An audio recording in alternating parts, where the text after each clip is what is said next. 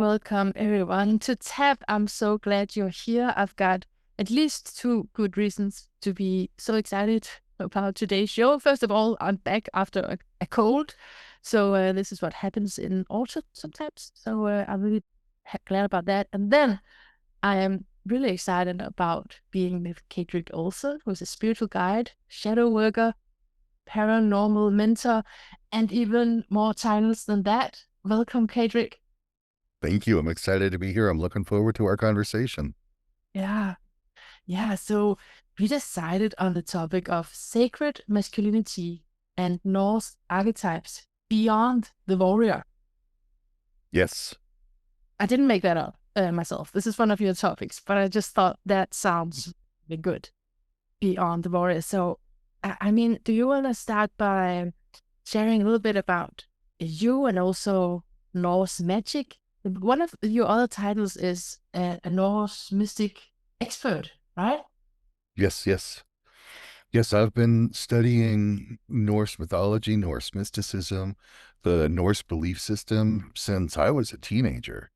That's really when I discovered the runes, when I realized that I needed to take a deep dive into this to really understand it, because I had some exposure to other esoteric paradigms. I was reading Secret Teachings of All Ages. My mom introduced me to a local Wiccan high priestess, and I had been exploring alternate points of view when it comes to magic, mysticism, what we sometimes call the occult. And I realized I needed like a control group, something that I could understand. And runes clicked with me. The whole Norse path clicked with me. So I took a deep dive into that. And by deep dive, I mean translating the Poetic Edda for myself from Old Norse into English so that I could understand the Old Norse mindset. I dove into every book I could read, anything I can get my hands on to understand it. And the thing that I realized is that the Norse people, they lived with spirituality, they lived with mysticism. It was a natural, normal part of their world. What we call the supernatural, they just considered the invisible part of nature. That was just a natural part of life.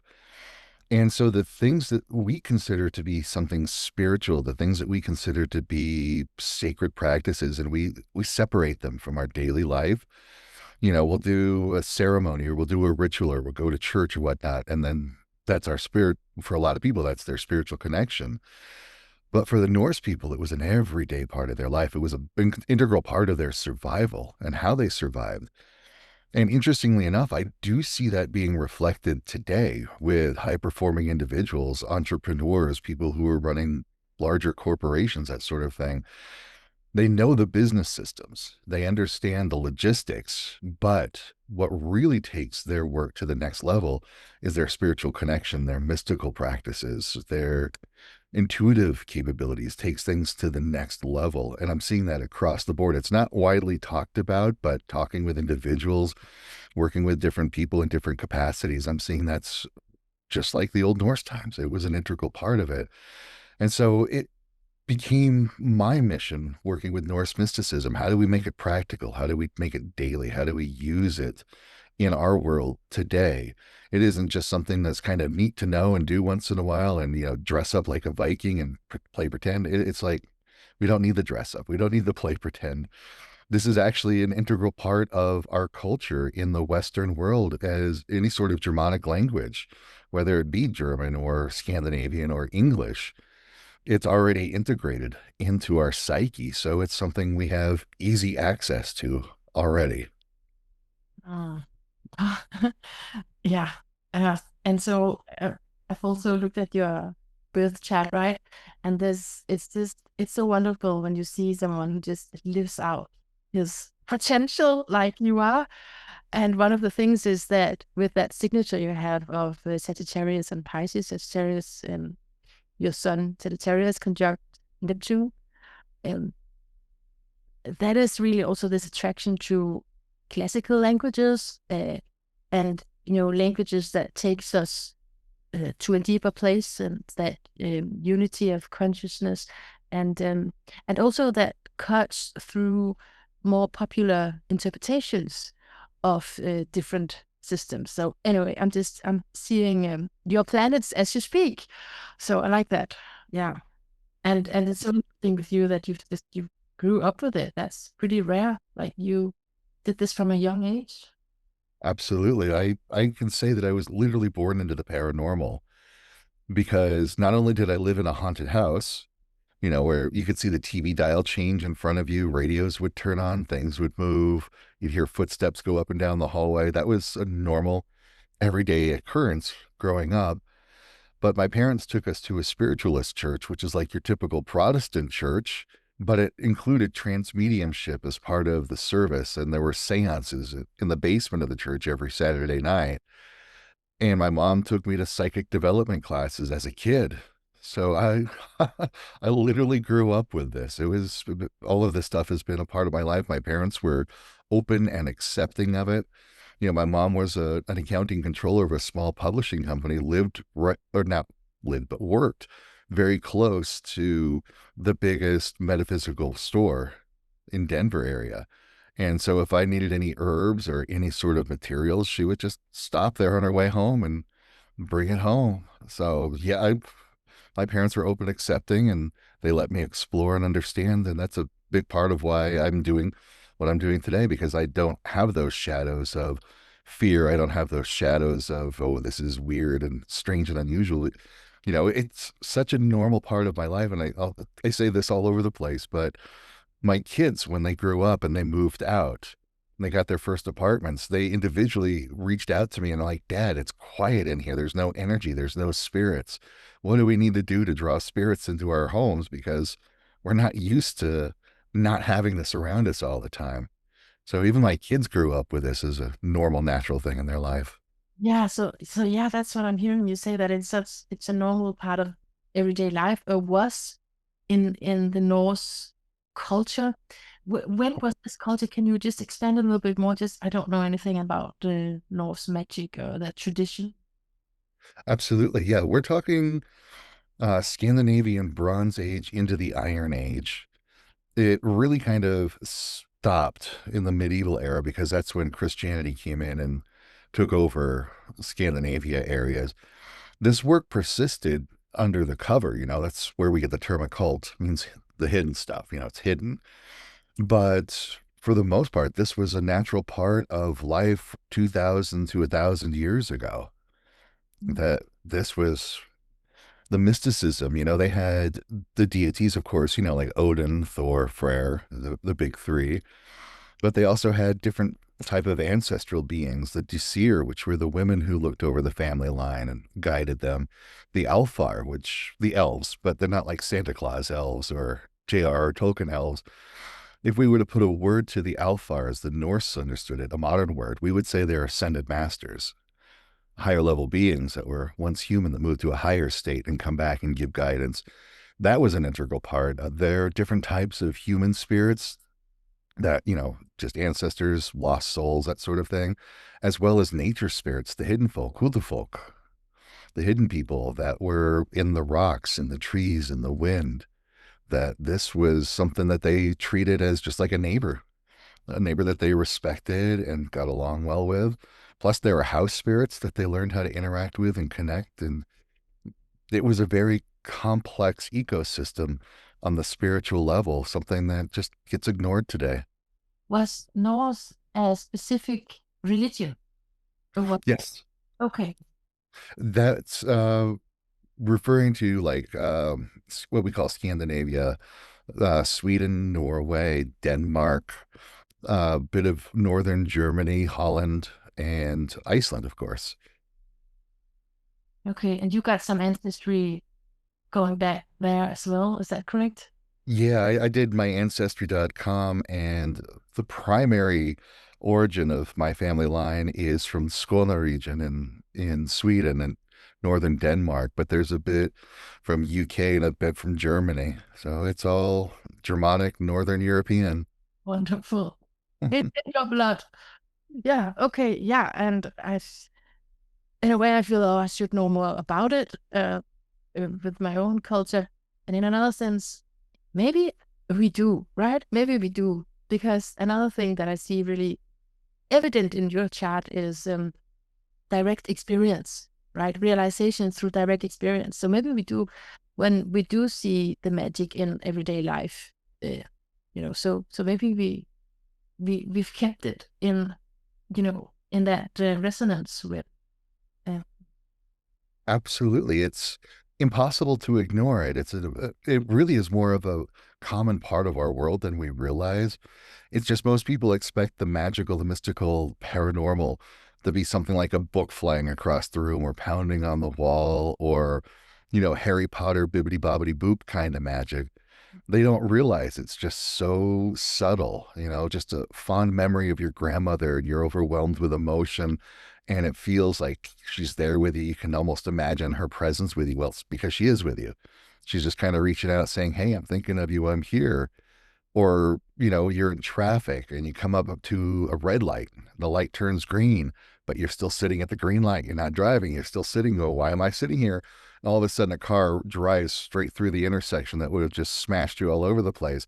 And you go, okay, now I can drive. That's a mystical paranormal experience. They're that subtle.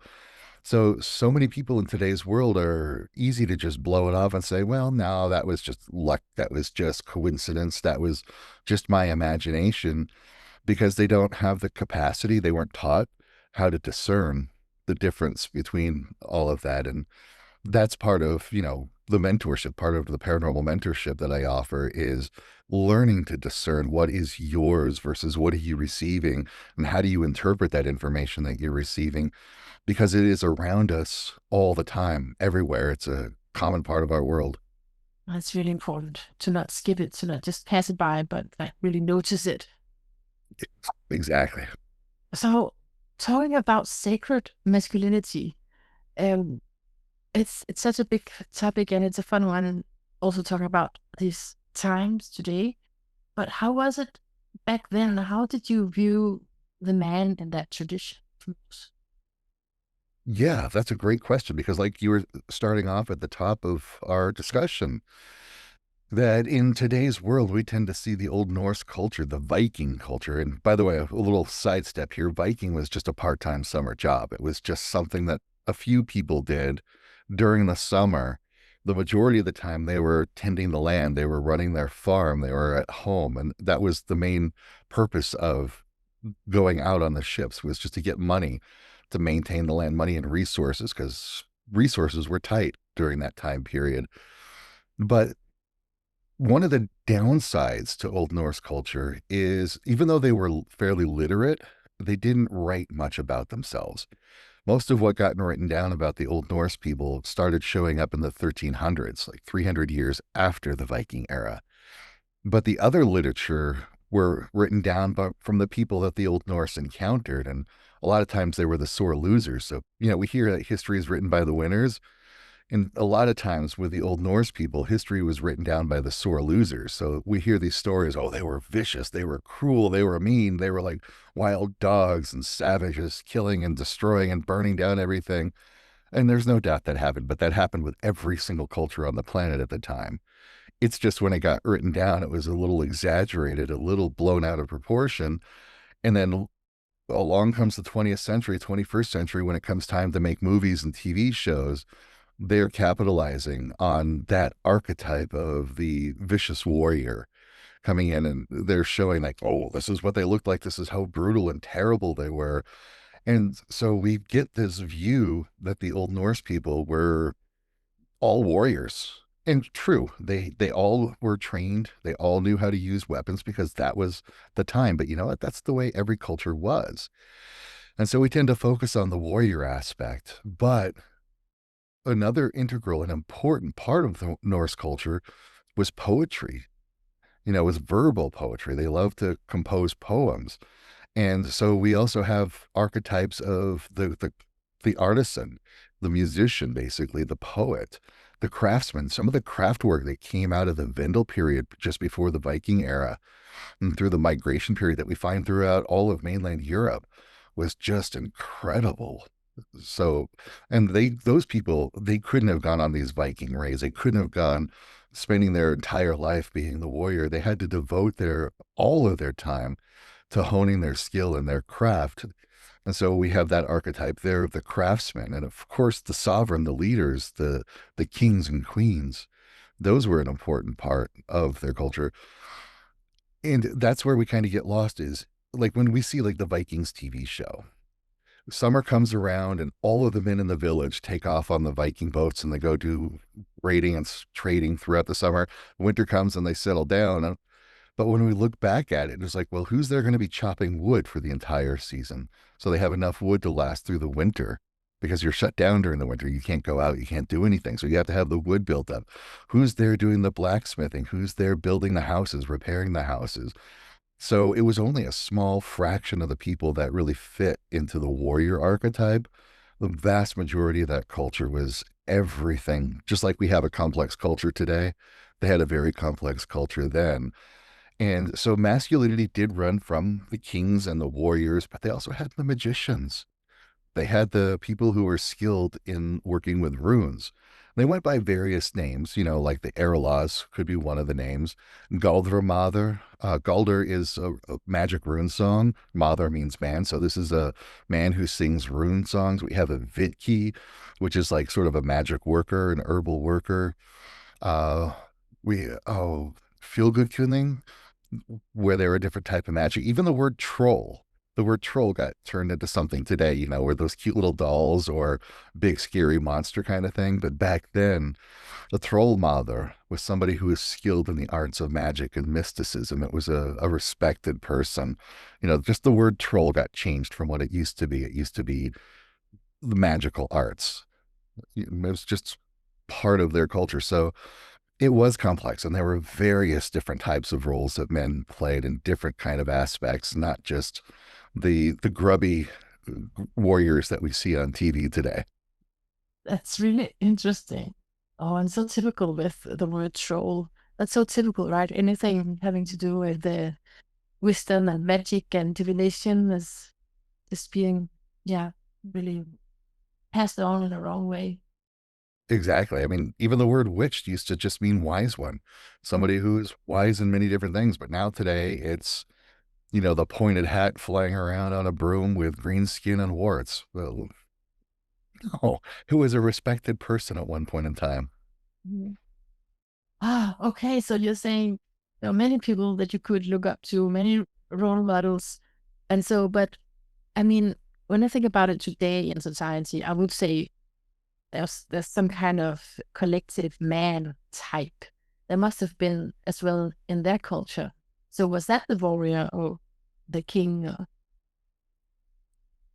I'm not sure that there is a collective man type because, I've been working with men for several years. I explored many different archetypes of sacred masculinity. And even today's world, it just runs the gamut. But that's where we kind of run into some of the tricky stuff. We hear terms like toxic masculinity, but really there is no toxic masculinity. There are toxic behaviors, toxic traits, toxic emotions, and I've seen those expressed by anybody on any part of the gender spectrum, male, female, or however they choose to identify themselves. They're just toxic behaviors. And they're present today. Sure, they were absolutely present back in the Old Norse times. And I almost would dare say maybe a little more prevalent because, the culture was a lot harsher. They were a lot more brutal because of the living conditions were definitely difficult. And they didn't have a lot of the sense of social awareness that we have today. But that's cultural relativity. The past is a different country. They had different customs, different norms and standards than we have today. And so we would have to have like an open mind and explore and try to understand from their perspective of what that role is. But I wouldn't say there was a collective masculine type in any era because just this world and all of our individual cultures and subcultures have such a range of diversity already embedded within them. Yeah. And but when I talk about feminine and masculine, I'm like I think you just mentioned it. It doesn't have to be bound up to the sex at all, to the gender. Um, but for example, one thing I would say I feel is the masculine energy is that in order to get to the top, generally, uh, often you have to be more cold-hearted. You have to be more direct, and you have to care less about emotions. So I'm just saying like a stereotypical thing, right? So Gotcha. in that sense, we could talk about it. There's some things that are more related to a masculine archetype that does not live, it's not healthy. Yeah, yeah. Like if we're going to look at just a general sacred masculine archetype that kind of encompasses them all, yes, there's that direct. So, you can think of feminine as more curved, circular, where masculine is more linear, more direct. So there's some projection that's there.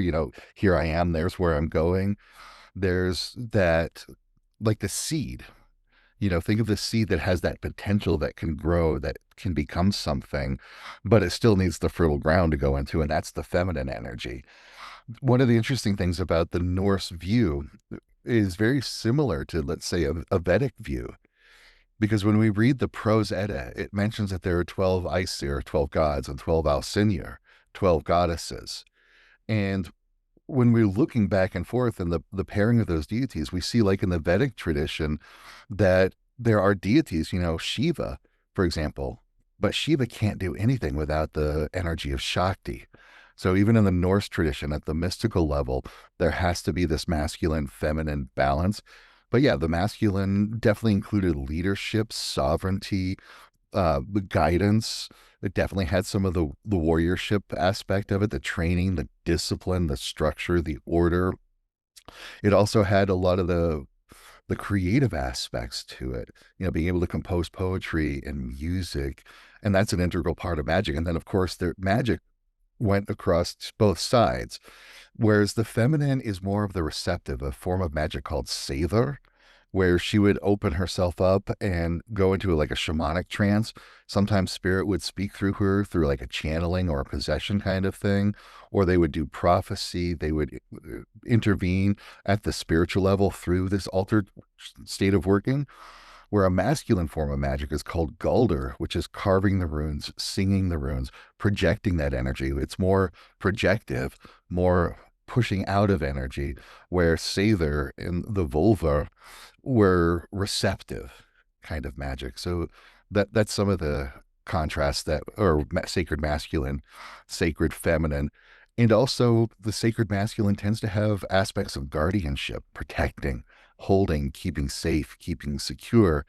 And they do provide. There are providers on the masculine side and feminine side, but the providers that come from the masculine side is, let's go out, let's go hunting, let's go out, the seed that gets put into the ground. How do we bring in money? How do we bring in finances? How do we secure that sort of solid foundation? Whereas the other kind of things were more feminine, taking care of the home, taking care of the land, taking care of the children. But women in that society were just as powerful as men. They could go to court, they could hold land, they could have property, they could have a good say in the formation of law. So there was a lot of equality back in the Old Norse times. So when did that go away? Around the year 1000, when Christianity came in and officially settled.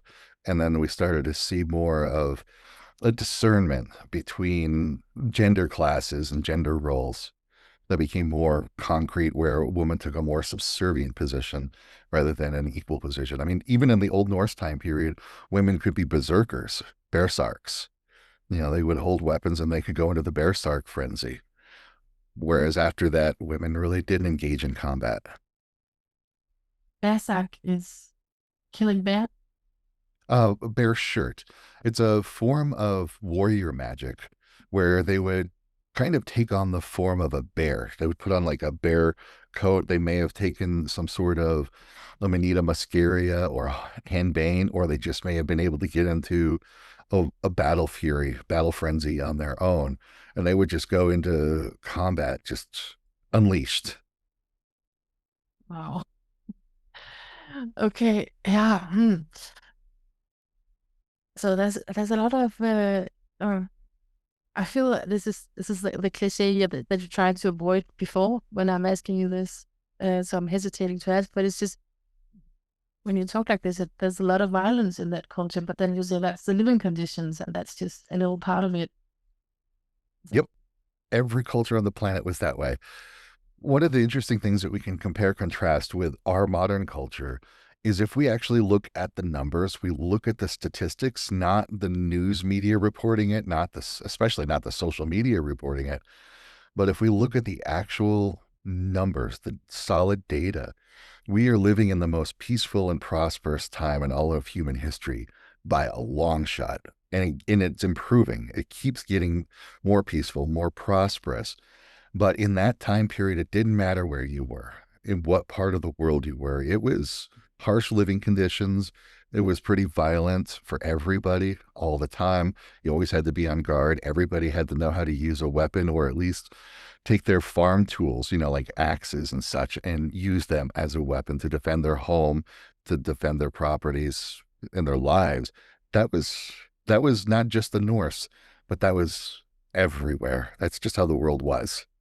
The time, yeah, yeah, okay, got it. And so, but so we are trying to make some connections here that go far back, from a time that has little to do with where we are today, and yet here we are as humans, ever developing and having the same kind of spiritual experiences, and maybe wanting some of the same stuff in life. So I am curious to hear what you think about the world today and masculinity today, and how do you speak about sacred masculinity as something to go for today? Yes, let's definitely look into that because growing up here in the US and looking at the way masculinity is portrayed, we have a few archetypes that are not so good that men are taught to do. There's, the butthead, for example. They're just like, oh, we're going to drink, we're going to fight, we're going to drive our cars really fast, and we're going to watch sports, and we're going to just all the time. And then we have, like the corporate executive where they're just cold and hard and they don't care who they hurt or what they do. So they're just making money, money, money, money, money. And then the reaction to these two type of archetypes is almost like the wet noodle, where men, they don't want to be the butt heads. They don't want to be fighting and drinking. They don't want to be the cold money making. I don't care who gets hurt to get money. So they end up going, well, okay, I'm just not gonna do anything. You can just do whatever you want to do. Fine, it's fine. I'll just let you go. And they don't step up. They just kind of shrink back and let these other people do because they don't want to be like that. They don't want to do that. And that's where these archetypes of sacred masculinity come in because it gives us a different view of what men can be. Of course, there's the warrior archetype, but we get so focused on what we can almost think of the immature warrior. These are the butthead types. They've always got something to prove. They've got some training. They know how to use weapons. They know how to go into combat. They can fight, but they're always there like, "Arr, arr, arr." These are the guys that are driving on the street that they have to be the first one at the next red light. So they're weaving in and out of traffic because they've always got something to prove. But in contrast, there's the masculine warrior. He's got the training. He's got the experience, but he doesn't need to prove a thing to anybody. He's generally the most quiet, calm person in the room. And if anything starts to get out of line, all it takes is a look or just a phrase or a body posture, and everything stops. And the mature warrior knows that the reason why he fought and the reason why he's fighting is not because of what's in front of him, not because of the challenges he faces or the foes or whatever's going on. It's because of the love he has for what's behind him, family, home, community. And that's why he does what he does. And so that gives us a completely different view of the warrior. It's like, yeah, we can do the training, we can do the combat, we can have the experience, but I don't need it. And when I do need it, it's ready to use so I can protect my own. But we also have like the sovereign archetype, the king, that has the big vision, that has the big concept. Here's where we need to go. And they know how to build alliances and relationships and networking. And they know how to bring their vision into reality. They know who to work with, how to work with it. They can set up their community. They can say, great, here it is. And, of course, that comes as the tyrant. There can always be, that corporate exec that's, "Arr, arr, arr." But then the sacred sovereign is like, great. How is what I'm doing going to help and promote other people and how to build them up? And that does come to us from the Old Norse, because some of the greatest kings that are remembered have names like the ring breaker or the hater of gold, that sort of thing. And the reason why they say ring breaker is because it would be an arm ring that they would wear of silver. And when it came time to make payments, they would take that arm band off and then break up the silver and give those little pieces to people. And the reason why they're called the hater of gold is because, yes, they had the resources and the means to bring in the gold, but then they were always giving it away. They were very generous because they knew that, yes, they were in a position of power. They were capable of bringing in the resources. But if they held it to themselves and they kept it greedily over them like a dragon, then the whole community would fall apart and fail. But if they were really sharing their resources, they were building up the community, strengthening the community, and building them up. And so all of these archetypes kind of have a good, bad, and ugly side to them. Other archetypes like the craftsmen, the artisans that create things, everything from woodworking to auto mechanics, I would say. And the magician archetypes, the ones where I kind of follow, that have access to secret information, divination, speaking with spirits. They can access that hidden information, but they're also good at manifestation, taking an idea, a concept, an intention, and then projecting it out into the world to see it start to form and to see it start to create. the sage. The sages are kind of neat because we don't tend to see those until we get to our elderly age. But these are people who have years of experience, years of understanding, that have their knowledge that they can apply to the world. And so their wisdom that they share is just invaluable. And we don't do enough of our listening to that. We're Today's world, we tend to look at whoever's got the most clout on social media, whoever's spouting out the things that stir us up emotionally, especially fear. Somebody gets on social media, posts something, and we're like, oh my God, we got to stop those people before they get us. And they have sort of the darker side of the sage. Whereas the people who just kind of give their wisdom and share their experience, we're like, okay, that's great to know, but thank you. They're not as interesting in today's culture. Yeah, yeah, exactly. I mean, is there a way to avoid that popularity contest that mm, because we are such a, a herd animal and so influenced by groups of people completely on a subconscious level. Uh, is there a way to avoid that that we just go for whoever has the most followers? Yeah, I came across a saying that is kind of funny but true at the same time. Is individually, human beings can be very intelligent, but collectively, we are really stupid. And so, what we need to do is it's just a process of discernment. Whenever we're reading something on social media or we're seeing a social media video, is check in with yourself. How does this make me feel? What feelings am I having? And don't even try to be logical about it. Don't try to be reasonable, because it doesn't. It doesn't work that way. Just notice, what am I feeling? Do I want to feel this way? Own that feeling. A lot of times we run into problems is, they made me think this, they made me feel this, they made me have this action, they made me do these things. And it's like, no, own it. Own that feeling. I watched this video, I felt this. Is this really how I want to feel? And when we take that individual ownership of our thoughts and our feelings and our actions, then we can go back and watch those social media videos and go, okay, that's interesting information, but I'll see if that's something I want to act on or if something I want to follow. Because we can get so drawn into the doom scrolling, we can get so drawn into all of this stuff and go, oh, wow, the world's going to crap. But then what can you do about it? What can you do about the stuff that you're getting? And if there's nothing, then why are you wasting your time?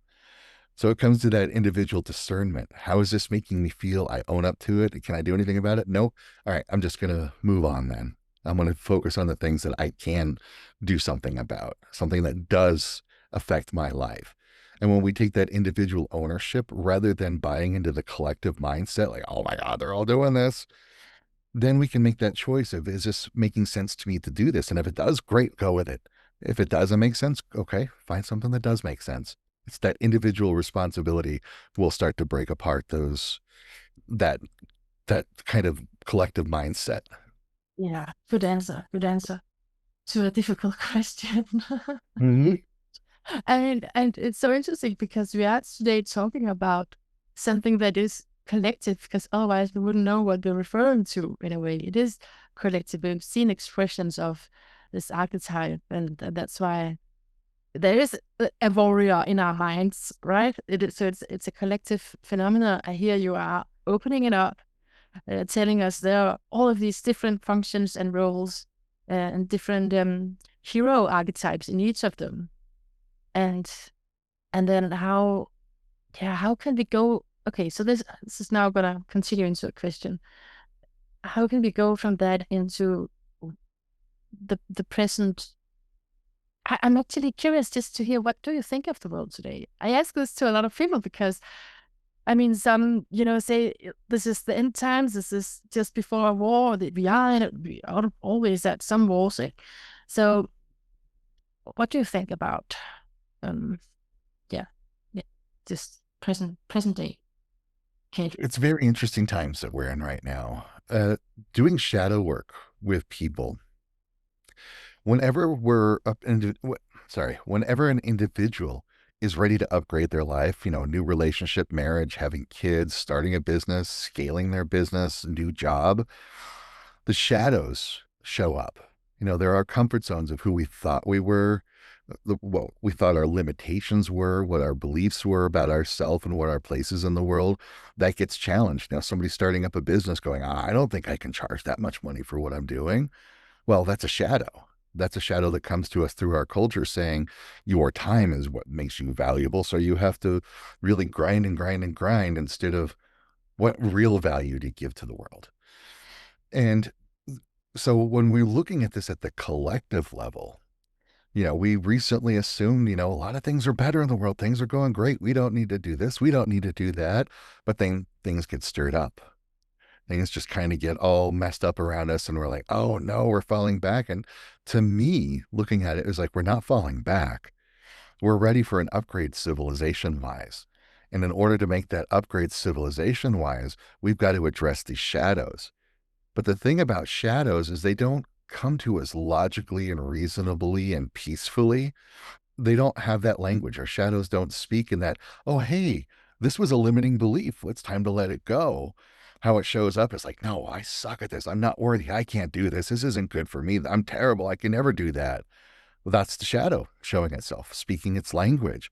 And so when we look at what's going on in the news, when we look at what's going on with social media and the whole us versus them kind of mentality going on, and they're out to get us and we got to stop them, and oh, let's shut these things down or shut those things down all over the place. It's really our collective shadows coming to the surface, not to disrupt or throw things off, but to say, great, here's the work that we need to do. And we can relate that back to the Old Norse. There's a Norse god that does this, Loki. Loki is the shadow worker of the gods. Because when we look at all of the stories, and I mean all of the stories about Loki, he stirs things up. He gets everybody uncomfortable. He makes things a mess. But when the dust settles and everything clears up, everybody's better off because of it. Everybody's in a better position. And I think we're right in the middle of those throes of the shadows showing themselves, and we're trying to figure out how to deal with it right now. And we'll figure it out, and we will be ready for an upgrade for our entire planet when we're doing that. That's so hopeful. That's so, yeah, and reasonable. I mean, it's not just an idealistic vision. It's like that makes sense, right? That, like in your immune system, I just to mention at the beginning, I just had a cold. I also know that is because I'm transitioning in my life, right? So it's clearing space, making room for more. I just wanted to ask about Loki. Do you acknowledge, do you approve of the version of him in the Vikings? Oh, and the TV show Vikings? I Yeah, and there's Or a few TV shows called the Vikings. I'm not sure because when it comes to the TV show Vikings, I saw maybe the first season or two and I couldn't watch it anymore. So I don't know. So other than that, I have very little reference to Loki, but you're calling him like a trickster. Hmm. Yeah, he would stir things up. he would cause kind of weird little problems. I'll give you kind of a fun story that's not his fault. Like one day, Thor wakes up and finds his hammer missing. And, Thor's hammer is an integral part of who he is, what he does. It's his primary weapon for protecting people. And of course, Thor blamed Loki. He went right to Loki. You stole my hammer. You did this is because it is the kind of thing Loki would do. He stole Aduna's apples, for example. So all the gods aged. So Thor blamed him, but Loki's like, I didn't do it, but I'll find it. So Loki asked for Frigg's falcon coat, where he could put on this coat made of feathers, and flew out over the nine worlds and found that a giant had stolen Thor's hammer. And the giant refused to give up Thor's hammer unless he married Freya.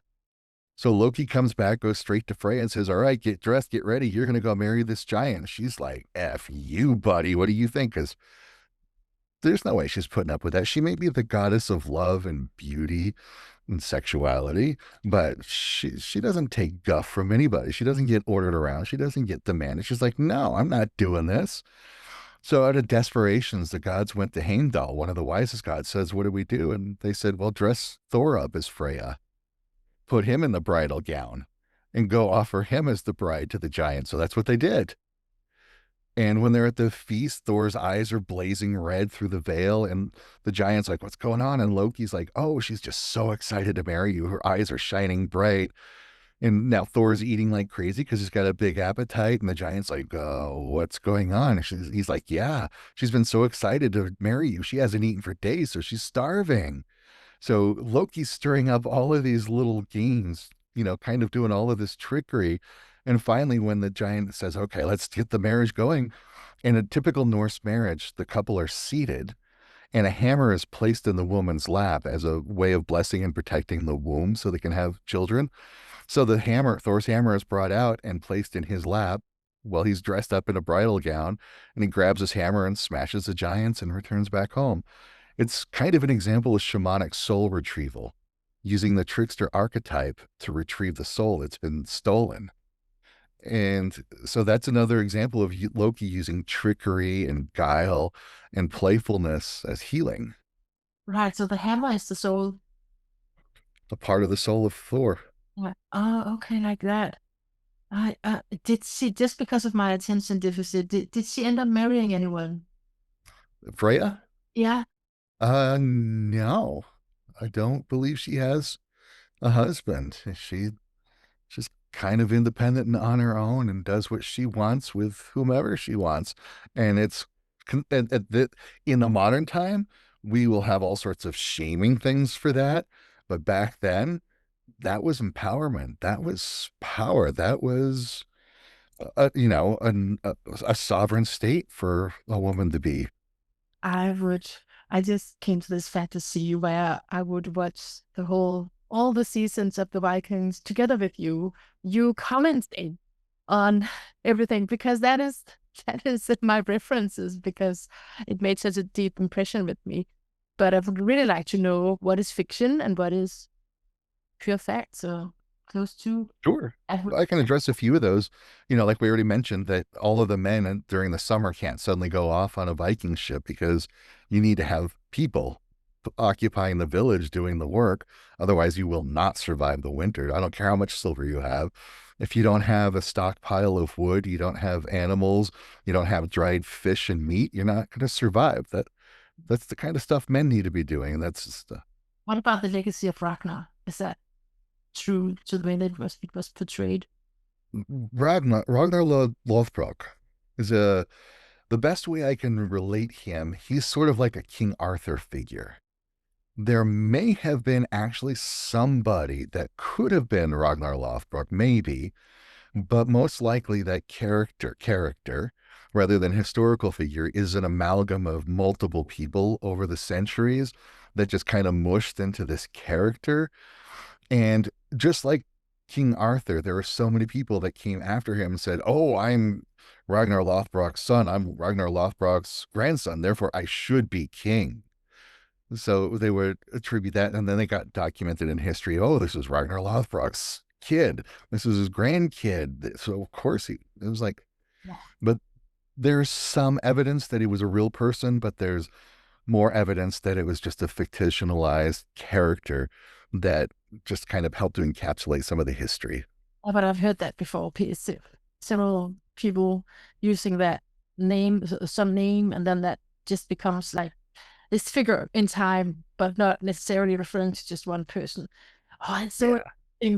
I mean, wouldn't I mean you need have you should be behind the scenes and like helping people out when they do TV shows like that. I agree. Yeah, Thank you. yeah, because that would help because I you know my attention is so is filled with holes, and I can't listen to history for very long. I just go places, but a movie like that, is a drama like that, it just completely took me over. So that would be amazing. If I actually learned something, right, rather than it just being fiction. If I actually learned what was going on back then. There is a movie that does get it pretty well right. Okay, you have It's The Northman with Alexander Skarsgård. They get that fairly accurate. the Norseman. The Northman, yeah. Okay. And the TV series that gets it mostly right too is The Lost Kingdom. It's on Netflix, and it's about England trying to form, but the Danes keep raiding and settling and coming in. So it's about the conflict between the Anglo-Saxon Christians of England and the pagan Danes that keep coming in. But they get it pretty right as well. Okay, that's good to know. That's good to know. You should like write a list. There's a few, but most of them are just cringe. Yeah. Okay, Kaedrich, we are about to wrap up here, but I just wanted to go to your chat for a little bit, give that some attention. Um, and I've said a few things, and when I texted you about your birth chart, this is of course a language you know as well. So how is it with that? How many languages do you actually know? I mean, astrology. Uh, uh, I know a little bit about astrology. My mom was a professional astrologer for until she married her third husband, who was a Catholic, and then she had to stop. But I never really learned astrology from her because she was so advanced with it. She would just dive right into the aspects. I'm a kid asking about this. And she had like a daily chart that she kept updating on the wall. It was like dry erase marker. So she would keep an update on and always had different ephemerises around. So it was always around. But when I would ask, she would just dive right into the aspects. And I didn't even know what the planets meant, but she started talking aspects. And I'm like, I can't follow. So I had to go study and go into it a bit myself, but I'm not very good at it. I just know a little bit here or there. You know many symbolic studies, right? No, I'm doing what's that? You know a few symbolic studies. Oh, yeah. Yeah. Yeah. Definitely runes are the primary one. Um, I would say just really that. But when it comes to symbolic work, I actually encourage people to create their own symbology dictionary. Like for example, dream interpretation. You can buy a dream interpretation book and you'll tell you what a spider means or what a snake means. But I would rather a person sit down with themselves and go, what does a spider mean to me? What does a spider feel like to me? Yeah, so also what I've seen you talk about scrying, right? So Yes.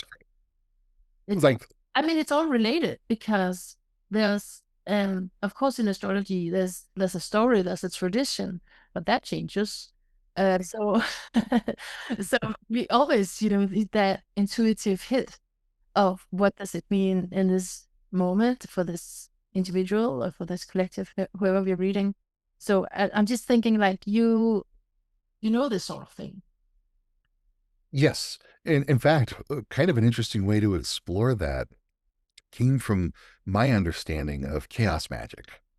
Like when I first saw chaos magic, I kind of blew it off saying, no, these are just people being weird, creating a Cthulhu cult or going bowling dressed as a clown, that sort of thing.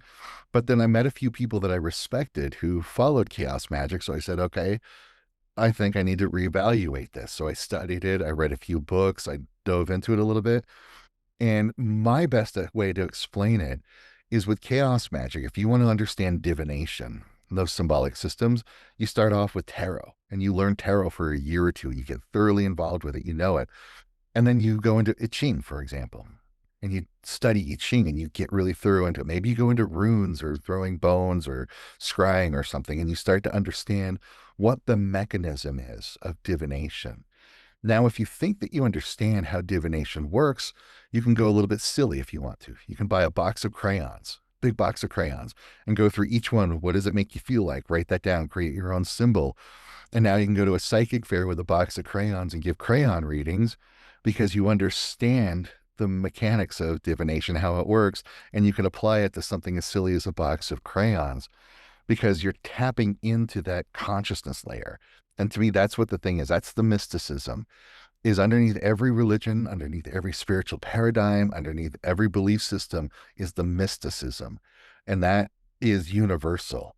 All of those other systems, the religions, the paradigms, are just an interpretation, an expression in our physical world of trying to understand that mystical layer. But there's no words to it. It's ineffable. It's a thing that you can only experience and then come to express it in your own way, which is why symbolism is so necessary, because we don't have the words to explain what we're experiencing. We have to use some sort of metaphorical representation of it, like symbols and deities and angels or whatnot, elves and dwarves, as a way of expressing what you were experiencing in that mystical layer. Yeah, yeah, exactly. Yeah, so well said. And so your chat is definitely about exactly what the symbols is for. It is about finding, experiencing truth, capital T truth, and constantly aligning with that truth and that bigger picture. And I think when you were talking about some of the what I now feel like calling heroes before, one of the masculine archetypes you mentioned before, uh, that it's not just for yourself that you're doing it, it's for, well, the cause I think you were talking about. And here I'll say it's for, yeah, a greater picture. It's for the whole. So that's really big in your chart, working for the whole, and that being, well, the whole of collective, but also that unity of consciousness, because that's really what we're talking about in different variations here. It's all consciousness trying to express itself. Absolutely. And that ties into like with what are we looking at with all the problems in today's world? How do we fix it? Well, we don't. We Yeah. really don't. Because if we try to band together and destroy the system, it's useless because we're destroying it and it's strong enough to fight back. But what we do is we do our own work individually. We do our work for ourselves. We do our own shadow work. We do our own spiritual development. We do our own work for conscious evolution. And some people may go, well, isn't that selfish? And my answer to that is no, it really isn't. Because you can only approach these concepts from your own personal understanding, from your own subjective perspective. But when you make these achievements, when you do your shadow work, when you do your spiritual growth, when you overcome the problems and the challenges that you're facing in your life, you're actually inserting that information, those instructions, into the collective unconscious. And it makes it easier for so many other people to do the same thing that you just did. And the more people that are doing this work individually is affecting the collective unconscious. So the collective unconscious continues to shift and grow and evolve.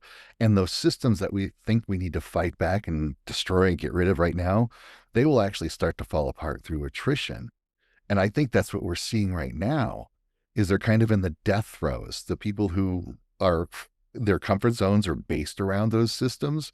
They're fighting to keep it in place because the rest of the world is like, nah, we don't need that anymore. We got something else. I'm like, no, you need this. We got to enforce it. You got to do this. We're all in this. We have to make, and it's just going to keep falling apart. And like from that line from Star Wars, the more they tighten their grip, the more people are just going to slip through their fingers because they're just trying to hold on to something that's no longer working because people are doing their work individually.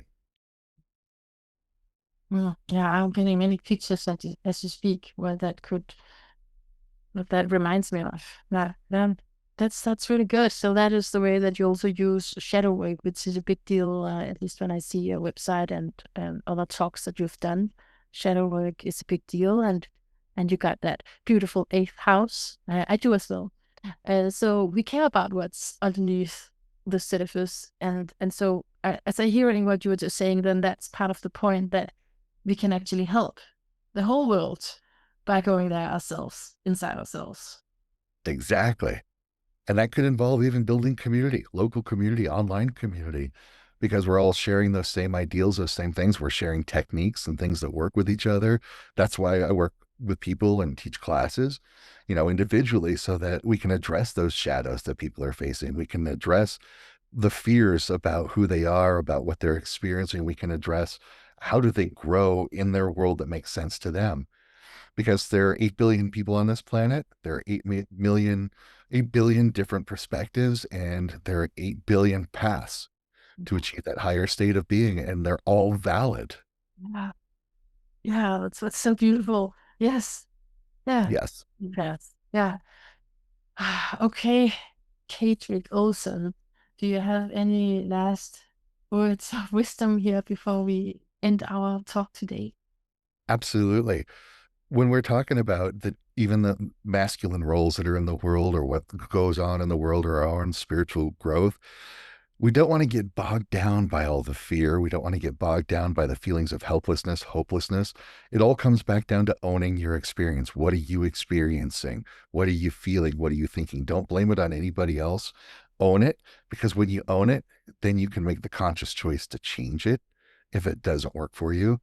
And so, like I said, it might feel like you're doing this selfishly, like you're doing it for you, but that's how it works. When you do it for you, you're actually doing it for everybody else. So be willing to engage in that work for yourself, to do the things that make sense to you, unabashedly, unafraid, because that's how we fix everything, is doing what you love, what makes sense to you. And that will reflect in everything else everywhere. Mm. Oh, I felt some anxiety when you were speaking, and then you said unafraid, and I was like, oh yeah, without fear. That's one of the things we could pick up from the Old Norse culture, is that sense that we're just going to boldly go and do this.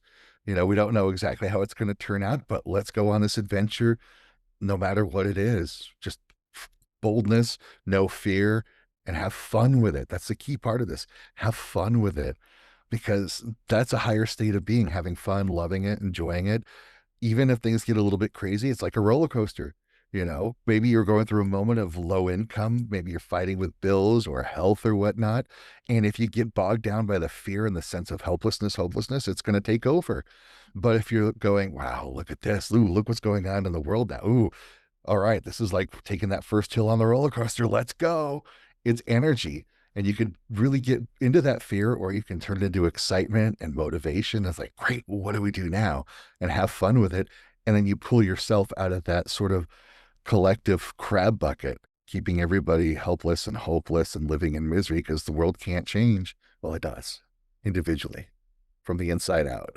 Oh man, that was wonderful last words. Whoa, really good. Yes, I'm taking it in. I'm taking that vibe in, the fitness and the unafraid, and change it like alchemy, change it into something exciting. Yeah. It's a game. Sort of that. Yeah, wonderful.